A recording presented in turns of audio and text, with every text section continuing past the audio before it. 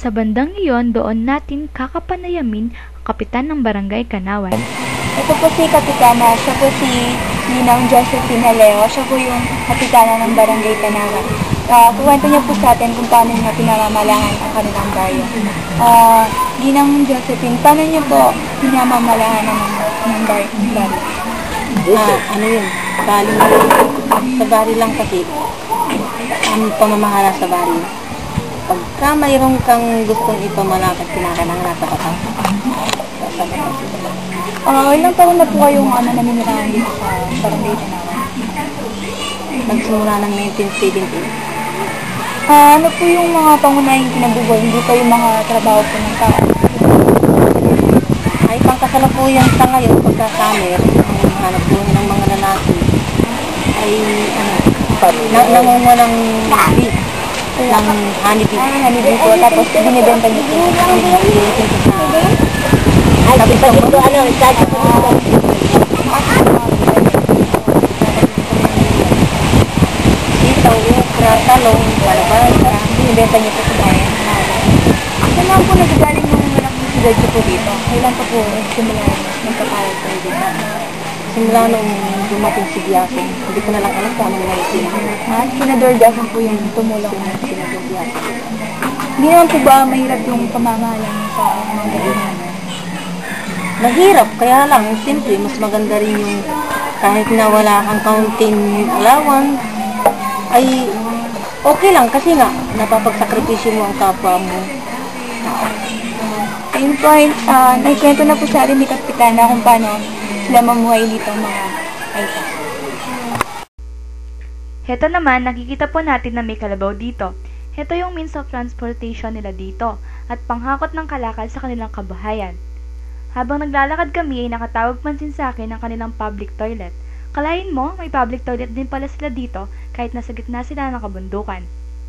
Pagkatapos namin makapanayam ang kapitana ng Barangay Kanawan, kakausapin naman namin ngayon si Kuya Junel tungkol sa paggamit ng cellphone. Kuya Junel, kailan ka ba po nagkaroon ng cellphone? Alam mo po mami, mga 1996 po ma'am. 96 pa, ang tagal na pa na, no? Saan mo naman nabili yung cellphone? Sa mall po sa lungkot. Alam mo na bang may internet yung mga cellphone mo? Ako ma'am. Iba-iba, alam mo na ba yung mga iba't ibang klase ng cellphone? Ibang unit. Iba-ibang Ngayon naman ay papunta tayo sa kanilang videokehan na isa sa kanilang mga libangan.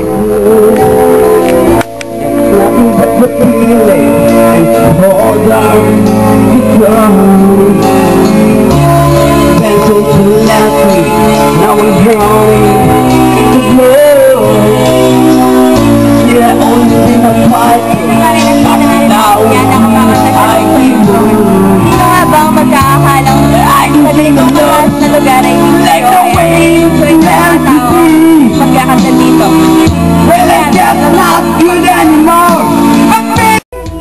Nakakamangha talaga dito sa kanilang barangay.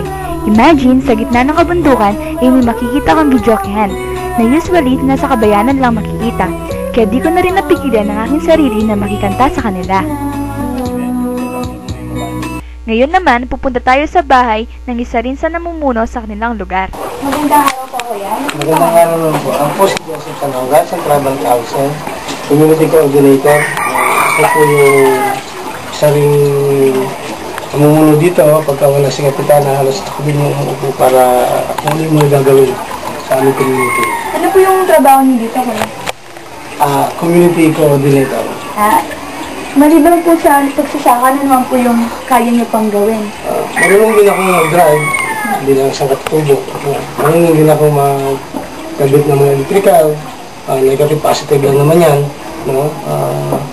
Marunong din ako mag-kuha ng mga ng computer sa yung gadget ng computer kung saan ilalagay. Marunong din ako So, alam niyo na po ba yung mga iba't ibang ngayon, mga gadget? May marunong po ba? Ayaw mo na kaintindi kasi marunong din ako magkano ng computer. Nagko-computer din ako sa opisina namin sa BDPI. So, kailan niyo ba po nalaman yung paggamit ng mga computer? Ayaw mo na kaintindi kasi marunong din ako magkano ng computer. Nagko-computer din ako sa opisina namin sa BDPI. Kailan niyo ba po nalaman yung paggamit ng mga computer? Gusto ko mag-aaral ako kasi, commercial high school lang ako, pero at least nakita ko yung na kailangan ang tao ay matuto ng hindi lang sa bundok, kundi kailangan matuto nila sumasabay sa pag-angat ng ating ekonomiya, sasabay din kami bilang katutubo.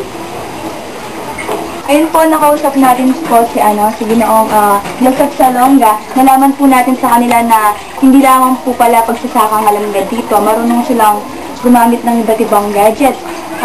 Kung mga laksidad, kaya nilang paganayin dito. Tapos, isa po siyang tribal council dito. Minsan po, pag wala yung kapitan nila, siya po yung mga laging namumuno dito. Sa ganitong mga lugar, hindi natin i-expect na ganito na po pala yung pamumuhay nila dito. Napagalaman namin na kaya-kaya na pala sumabay ng mga kababayan natin sa mga makabagong teknolohiya. Sa isang bahay na pinuntahan natin, mayroon silang TV, ref, DVD player at iba pa. At dito naman, mayroon silang washing machine at faucet. O diba, napaka-high-tech na dito.